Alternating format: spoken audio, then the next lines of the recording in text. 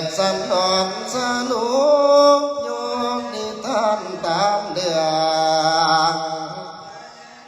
ก้าวถึงตอนใส่เจ้าน้องนิทานเองเหลือเล่าลับมีแสบซอยอันข้าวหน่อยก็เล่าฝันนำฝ่าเมียใส่สาสั่นนั้นถือดอกว่าบานมาถวายมาราสากินข้าจวนหอมฟองนะเตือนขึ้นมาด้วยสะดุ้งกะหิงฝันแบกประหลาดจากสีเป็นเหตุหายประการแท้เจ้าอย่างได้ยืมนะหาโอนมาถ้วยให้อันน้อนนุ่นแนวแน่ญาติจากพระองค์ไปสิคืนมาเที่ยงแทนเท่านี้วันแน่นอนนะก้าวถึงพามมโนเทาพระสองสีหลงฟ้าใน15 กว่าเมื่อแต่นอนข้างดอกเที่ยวไผ่เดินมือเศร้ากันจึงไหลหลงเขตหนทางด้วยพระสองกุมารดอกดุงเดินบ่มีอย่างนะบ่ทันนั้นก็ได้เข้าป่าเสียใส่เมืองใหญ่ข้าวนั่งคงสนใสเดียวเห็นหลานอ้อมหน่อยก็จำได้เจ้าแน่นอนนั่นพระจินใส่อำมาตย์ใจติดตามน้ำเอาพามกับหลานเข้าสู่หอกว้างอีทั้งกวางถามสออีตาพามยักหัวเรืองสอนใส่หูสาบเดืองประไทยเศร้าเจ้ามุนหมอนะพูดสนิจนว่าห้องดอกให้ห้ามน้ำลาน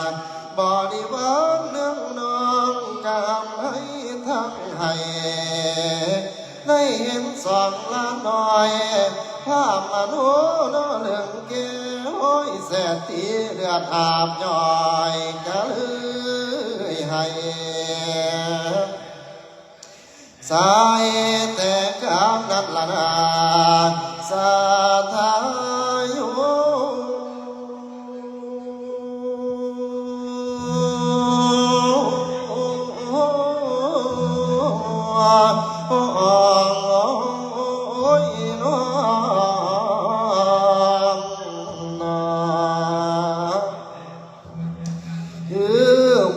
แล้วจังสันกะน้ำไทยหลานหากจากว่าเฮือนดื้อทองอันสิ่งของกะแนวหอยให้แก่พามมโนเท่าเป็นล้างวันสินไทยให้สวยสุขจนว่าเกี่ยงอันนอเดียงผู้สวยแล้วนะพอแต่ไทยหลานแล้วเสียเลี้ยงทานพามมโนโฆษณาอาหารโคสุเดียวสิหาให้หวานตอนแทนอันวามพองความหวังอันตกแต่งไว้ด้วยดีสัพสันปิ้งยื้อหมกหมอกมีแหล่แกงปลาทั้งต้มยำและแกงปลาหม่ำกุ้งยำและยำปีอันเป็นเครื่องจีนและเครื่องจามนี่ทั้งน้ำแจ่วใส่ซีนต้มแกงส้มใส่ข้าวเบื่อมังเขือกำปลาแลกมังแปงกำน้ำมันพาพามเทามากพาลุ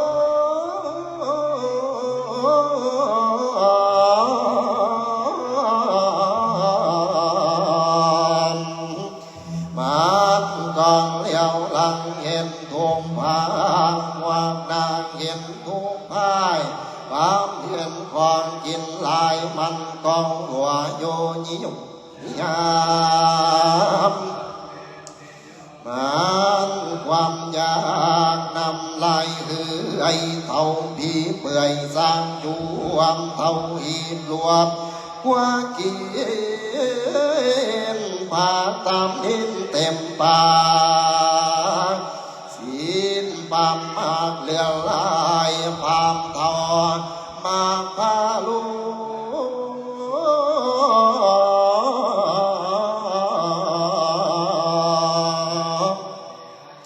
มันกางเก็บขาโมใส่ลีไลเก็บขาไก่ใส่ลีลันลีลานขามโมมันพามแห่งเขียวป้าความเดียวพุงหูขี้มูกย่อยลืมเสียนขี้ตาทอกีดเต้าเหม็นขี้แห่ป่าน้ำเน่า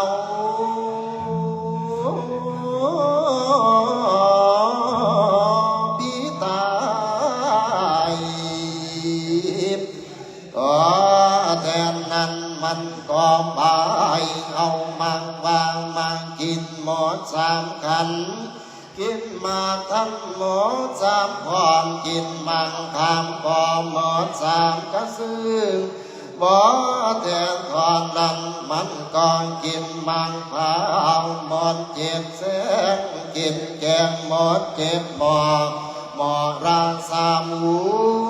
ข้ามก็ถูเครื่องข้าวมาใส่ก็หมดละมันถึงย่อเครื่องหวานมาสูดก็ทวนแล้วแรงกินน้ำแล้ววันปากหายใจเมื่อขวาสั่งคันบางเขียวเมื่อใส่เหนียวเอาเมียงมาอมแล้วมันดีเดือขึ้นเหนือบันทมเท่าสายก็แต่นั้นเท่าก็ย้ายทองไปทางใดก็บ่ได้ทองเท่าใคร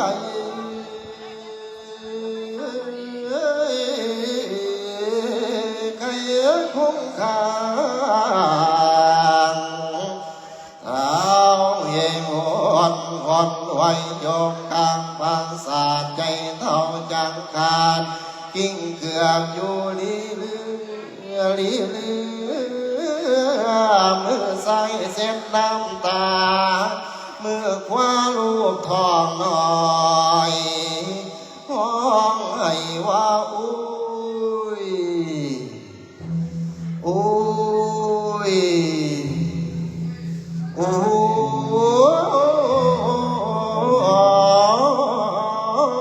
ย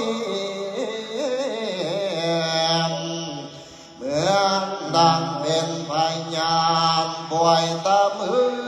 ตามนั้นแดนน้ำต่อแดนนั้นบันไพยมลมาเสียสนใส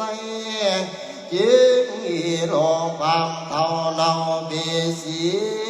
ขานจึงสังวาลุลาอัมมาตทั้งหลายสู่ทางลายจงไปสอบยามาสาพันเลือหมอยาหลวงจงให้มาพอ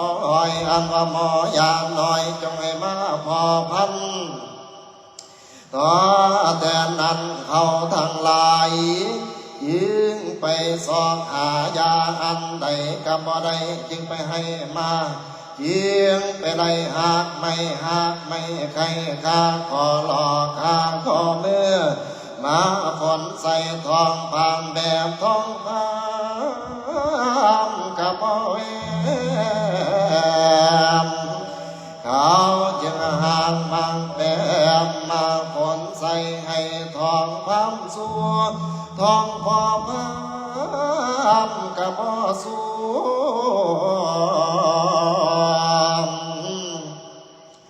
เขา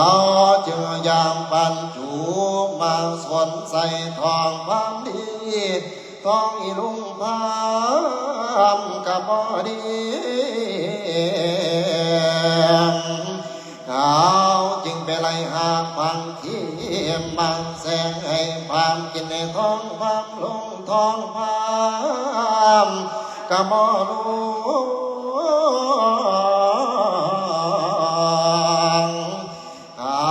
จึงไปเอายาพองให้ความกินในท้องความหายท้องอีลุงความกะบ่หายหน่อยหนึ่งบ่พ่อนั้นอันใส่พามก็แตกบีพามก็แตกปอย่อพามก็แตกป้องทองอีลุงพามแตกลังโป้โอ้ยเกือบตู้ขาดแตกกะบ่แตกเสื้อหลอกโยมเอ้ยแตกเตือหงพญาพี่สองด้านสามด้านแตกใส่คนหัวลานตายสามคนแตกใส่หมอน้ำมนต์ตายเก่าแตกใส่ผู้เฒ่าตายเศร้าแตกใส่ผู้สาวตายห้อยแตกใส่เด็กน้อยตายพ่อพันยังบ่ถือแต่ฉันผู้อยู่ถึงธรรมาหลอดผู้เดียวทางลมโบเกียวเด้ออีแม่เด้อว่าโอ้น้อพามเอ๋ยเจ้ามากินเหลือลอนคนลุงพวงเก่ากะตาบัดมันไข้ขึ้นแล้วหายาแก้กะบ่มี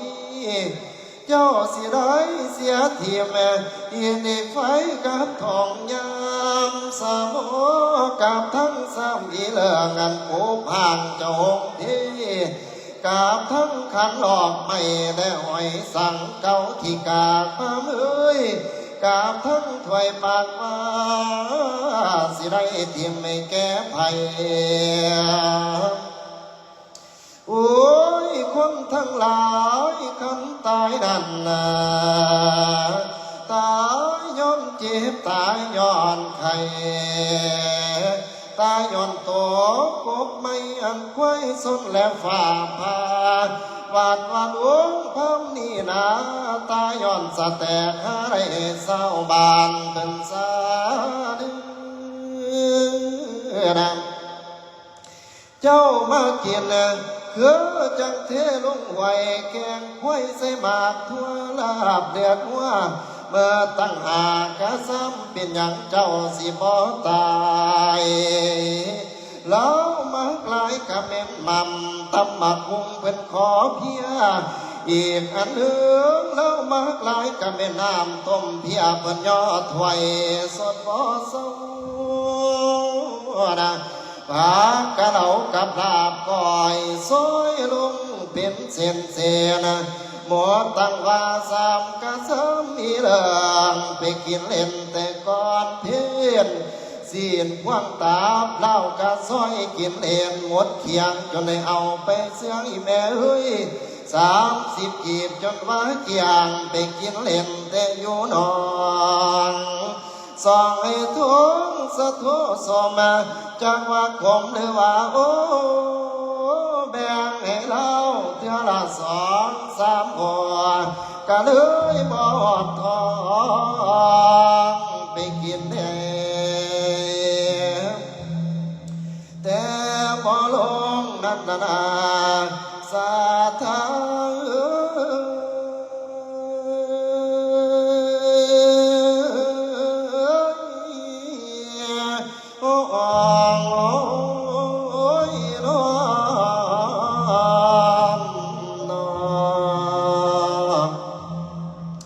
เอาละจอไว้นี่ทำตายบ่มีญาติของทุกสิ้นกับคนเข้าสู่พระคังนาบัดนี้จักก้าวเพื่อนพญาใหญ่สนใสคิดหอดอุบใส่ใจได้หำให้บ่มีเวร เห็นหลานมาถึงบ้านนั้นสนใจกะใจอ่อนอยากให้เวทสันดอนกลับคืนมาสู่บ้านใจสะท้านจะวันไหวนะต่อจากนั้นก็จิ้งได้เตือนเป่าสีนาทำมาเข้าวนทางจากสิพี่ไปถึงคีรีกวางวงโกทิมมาเวทเพื่อเสื่อนพระเวททวันขึ้นเข้าโซนาพรนับภาษาโซนเยียบหอนอยากได้น้องกระสานบอกว่าเยื้องเนื้อใส่ก็ทางทางกว้างบอนได้สูงกัขุดเทียมบอนได้ลงขุดลงเติมแล้วบัดนี้กระถมเติมไปกับฟังโลกขึ้นนั้นทำทางถนนจากว่าทุกทานล้วนบ่ได้ว่ายิ่งใจคุณก็ได้รับเรื่องกะสวาเซลแถวบ้านมาทำทางบ่มีจางพอใจเจ้าหน่อยใหญ่ข้าวนำกุ้งสมใจเตรียมไพรพ้นเหยียบหอยดอกเดินเข้าข้าวบัวนั่นละนาสาธาโย